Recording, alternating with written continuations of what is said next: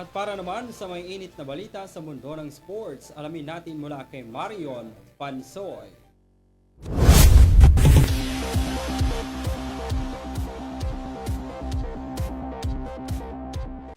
Narito na mga aksyong balita sa larangan ng sports.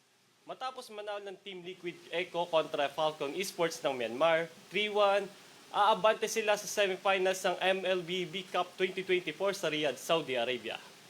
Sa isang series ng laro, nakamit nila ang una nilang pagkatalo. Subalit mananatili pa rin sila sa unang pwesto ng tournament.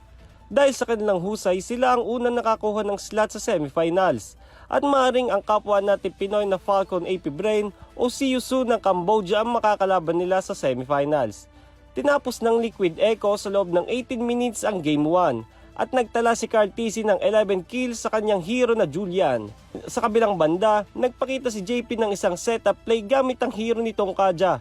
Kaya naman isa ito sa nagpapanalo sa team. Subalit nakabawi naman ang Falcons sa Game 3 dahil lang para makaisa sila sa Liquid Echo.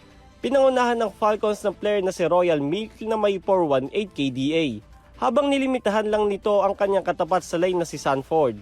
Sa huling laro, nanatili pa rin panalo ang Team Liquid Echo sa pangungunan ni Ben Cutie, isang rason para maka-advance sila sa semifinals ng tournament.